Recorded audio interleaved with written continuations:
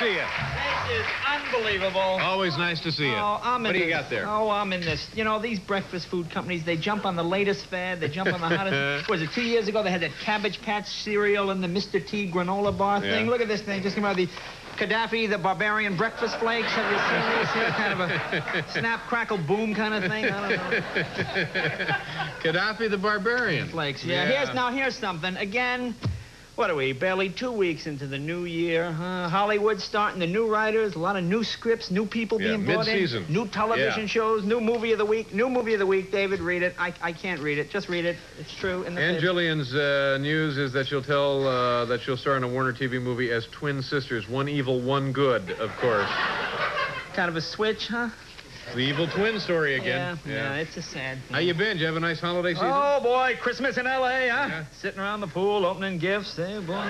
Chestnuts roasting. A little more chlorine for the pool, honey. Got an open fire. Jack Frost. You get a lot of nice gifts? Got a nice gift. My wife gave me a torque wrench. Yeah. Very nice. Now, do you... What do you do with a torque wrench? What do you do with a torque wrench, Dave? Well, this is a tool that men use when they work on machines, Dave. How about you? What did you get? What'd you get? The Bill Blast facial applicator? Did you get that, Dave? Or maybe the Calvin Klein manicure pedicure combination I kit? didn't get any of that. I had a very nice Christmas myself. I had a nice Christmas. My Christmas is always marred by all those tree people. You know those? You have them here in New York. These people, I can't figure out what nationality they are. It's some kind of Middle Eastern, Nordic, Italian, Swiss. You know, they sell Christmas trees every year. These fresh trees. Fresh tree! It's fresh tree! You know, the thing's got one pine needle on it. It looks like it came from the petrified forest. And, of course, the worst part, this is what I love about Christmas. I like to wash my car, polish it, drive it down to the lot so a couple of high school kids can strap a tree to the roof, huh? Gouge those door seals with that cheap hemp. Get on the freeway with 10,000 other guys who have trees on their cars. I'm sure the Russians are looking at this through a satellite. Looks like some kind of movable forest. Some kind of secret weapon or something. Now, do you enjoy the holidays pretty well? Do you go through this holiday depression at all? You always hear people whining about holiday depression. I guess it's a serious problem. It is a problem. Well, people say the same thing. You know, oh, we should keep the Christmas spirit year-round. The Christmas spirit doesn't even last until the day Christmas is over. I mean, look at the way you treat the tree. Remember the day you bought the tree? Oh, don't tie it too tight to the roof. Drive slow so the needles don't blow up. Plenty of water, a little sugar in the base. Don't make the screw too tight. Keep it as fresh as you can. Yeah, boy, the day after those gifts are open, get that fire trap out of here. I'm gonna burn the house down with that stupid thing. When do you take yours down? New Year's Day, Johnny? That's right, New Year's Day. It's family tradition. New Year's Day, we take it down while we watch the parade. Take it right down. Well, that's what we do. My mother and my brother and I. St. Jack does the commentary on the parade. We take the tree down. It's a tradition at our house. I guess it would be a tradition. Get up early, watch the parade, take down the tree. Yeah. I'm just trying to pad my part here a little. You want to make it clear. But we would, New Year's Day, my mother and brother and I would take the ornaments, we put them away. My dad would take the tree, put it in the trunk of the car, wait till about, 10:30 at night, drive 2 blocks, throw it in our neighbor's yard, and get the hell out of there. Next day, our neighbor would trace that trail of pine needles down the street. So now, every year there'd be a fight, my mother in tears. You throw a tree in my yard? No, you didn't. Yes, you did. We're Shiites. We don't have a tree. Get the hell out of here. It was a horrible... it's an ugly existence for a kid. Finding out about Santa, that was the worst. Now, how old were you when you learned the truth? See, I was about 5 or 6, but I found out the worst way. You know, most kids find out about Santa from an older brother or sister. Or they just kind of grow out of it. Or the big kids at school, there's no Santa. You shut up! You know, that kind of gut-wrenching. Yeah. I remember my mom took me right here in New York to Macy's. They had Santa's workshop. They had the reindeer, the house, the whole thing. About 1,000 kids in line. I was the next kid. I was the next kid to talk to Santa. And that little girl elf comes out with the sign, Santa's gone to the North Pole. He'll be back at 1, And I'm thinking, 1? Geez, I can't wait till 1. I remember I was crying and my mom's leading me out. And then I figured, boy, if I burst through the door, maybe I can grab Santa in his workshop before he goes to the North Pole, Sure, yeah. I'd go bursting through some workshop. There's a little elf, her blouse is open. Santa's got her beard off. He's all over her. Santa! Santa!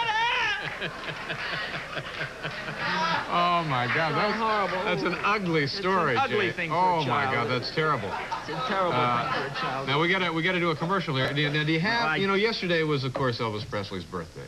Do you have just a little, you do a great impression? No, I don't do anything. All right, well, think about it when we do the commercial. All right. We'll come back, and maybe he'll do a little bit more.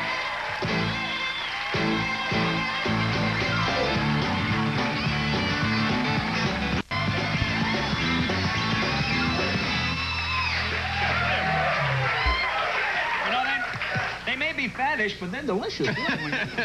Now, the band sounds great as always. Plus, Fabulous we have band. Mr. Sanborn with Yes, us I saw tonight. him. Can you do just a little something for Elvis? Yeah. Actually, I did. I saw one of my favorite Elvis films the other day, Spin Out. You ever see this one?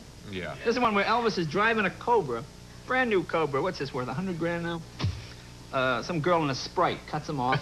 Cobra goes in a ditch, is wiped out. Of course, Elvis unharmed. He gets out. He says, "So you don't go to tan your heart, little league." Like this, you know. I think the insurance company would be happy with that settlement.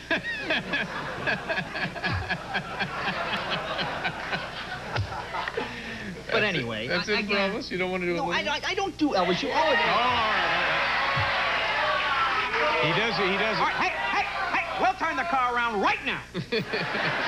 My dad would say that every summer. My brother and I'd be screaming in the backseat. My father would say, "Hey, we'll turn the car around right now. We'll go right back home. Go ahead, Dad. We're 19 states from home, 2,800 miles. Turn the car around, Pop. Teach me a lesson. Cancel the reservations. Lose your deposit. Go ahead, Pop. I dare you.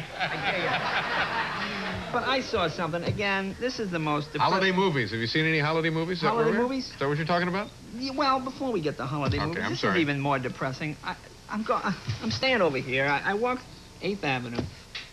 I see a porno shop. They have a sign that's been on the door, obviously for weeks. We'll be open all day Christmas Day. Can't we put this stuff away for one day? I mean, are there really people who wake up on Christmas morning going, "Geez, I'd like to buy some filthy magazines"? Is there anything? There's one like that in L.A. There's one in L.A. When you drive, you've seen this. When you drive into L.A. International Airport, you drive 100 yards out the airport, and your first thing you see is that huge sign.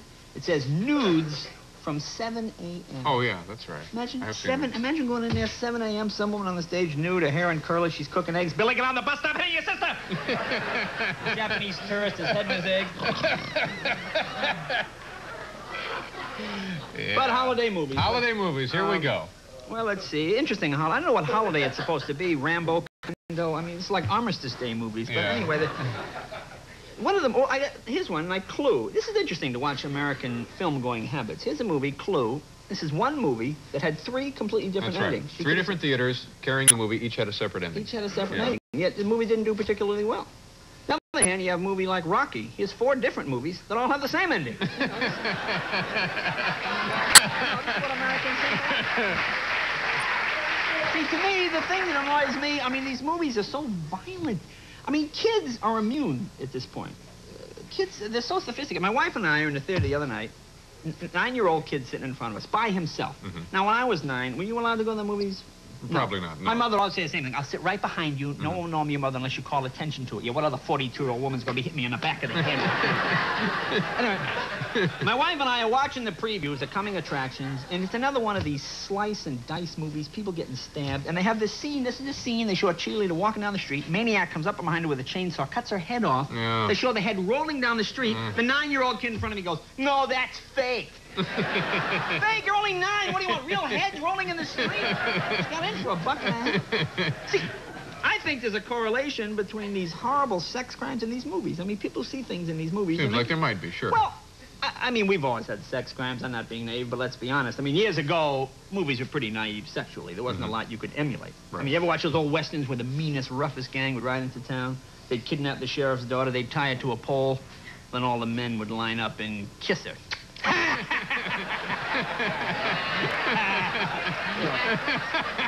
Maybe the real demented guy go, like, stop it. You know, tough. Jay, we have 30 seconds here. What's your beef? I know there's something you always want to get off your chest. Well, but it takes longer than 30 seconds. Try it. Well, all right. This is not, now everybody does this. Now I think everybody sings when they're alone. Don't you sing in the elevator? You sing in the car, possibly. Except you, Robotron man. You don't do any of these things, do you? I think most people, most humanoids Robotron. sing. But see, it's interesting when you're alone. I mean, when you're in a crowd, you're walking down the street, you're trying to sing something hip, you know? I mean, you try to sing a Springsteen song or a Prince tune or something. But when you get alone, your mind will automatically revert to the lowest common denominator song possible. This happened to me the other day. I'm in Chicago. I'm late. I get in the elevator. I'm on the 13th floor. I don't see this guy standing in the corner. I just don't see him. You know, I get in the elevator, I press lobby. I think I'm by myself. You know, right away you start singing, you know. Oh, let me tell you a story about a man named Jade. How you doing? Yeah, I'll get off on 11. I'm going to walk down. Yeah. Now, did you mention that I'll be in Montreal? See, now, when on you're Robotron man, you don't make jerky mistakes like that. That's right. Now what? Is this plug time? No, I play other countries as well. I'm going to Canada. Where's the list of his plugs? This is, no, you're going to be in Cleveland on, all we have here, Jay, is you're going to be in Cleveland. The front row in Cleveland. Front row theater and then, tomorrow. Montreal Saturday, and then Bates College in Maine on Sunday. Oh, good. Then I go to Chicago to shoot my special. Are doing well for you. Jay Leno, ladies and gentlemen. With station identification.